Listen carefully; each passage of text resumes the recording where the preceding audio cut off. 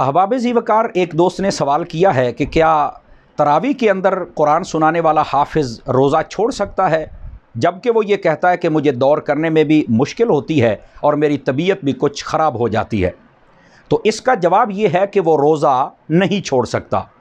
आला हज़रत इमाम अहले सुन्नत मुजद्दिद दीन व मिल्लत अशाह इमाम अहमद रज़ा ख़ान फ़ाज़िल बरेलवी रहमतुल्लाह तआला अलैह आपसे इसी से मिलता जुलता सवाल हुआ। 10वीं जिल्द के अंदर आपने उसका जवाब लिखा है। आप फरमाते हैं कि उस हाफिज़ को चाहिए किसी और हाफिज़ का इंतज़ाम करे, उसके पीछे खड़े होकर तरावी पढ़े, पर रोज़ा ना छोड़े।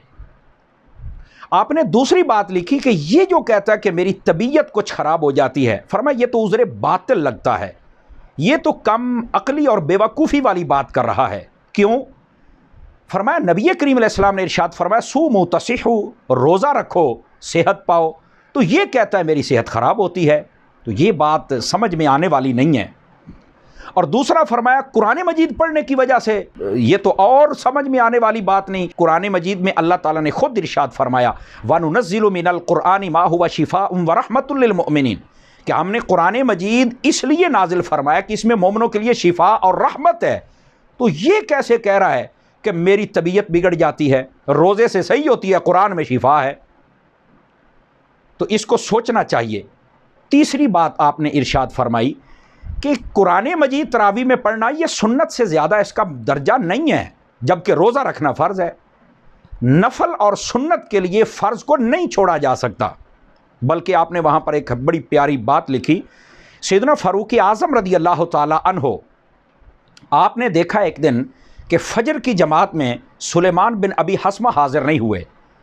आप उनके घर के करीब से गुज़रे, उनकी वालदा से पूछा कि आज आपका बेटा जमात में शरीक नहीं हुआ, क्या वजह है? तो उनका सारी रात नवाफिल पढ़ता रहा, तो वो अज़ान होते ही नमाज़ पढ़ के सो गया है। आपने फरमाया सारी रात नफल पढ़ने से मेरे नज़दीक बेहतर ये था कि वो बाजमात नमाज पढ़ता। नमाज बाजमात वाजिब है, तो नवाफिल की वजह से जहाँ वाजिब छोड़ने की इजाज़त नहीं है, तो वहाँ नवाफिल और सुन्नत की वजह से फ़र्ज़ कैसे छोड़ सकते हैं? ऐसे लोगों के लिए आला हज़रत साहब रहमतुल्लाह अलैह ने फरमाया शायद वो इसलिए ये काम करते हैं कि हमारी इमामत बची रहे, या फिर हमें शरीनी और सूट और कुछ नजराना मिल जाए।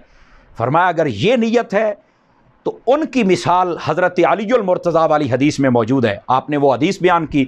आप फरमाते हैं कि नबी करीम अलैहि सलाम ने इरशाद फरमाया जो बंदा फ़राइज़ छोड़कर नवाफिल और बाकी कामों में लग जाए, फरमाया उसकी मिसाल ऐसे है जैसे हामिला औरत वज़ाए हमल के वक्त उसका बच्चा गिर जाए। उसने 9 महीने तकरीबन तकालीफ बर्दाश्त की, लेकिन उसके हाथ कुछ नहीं आया।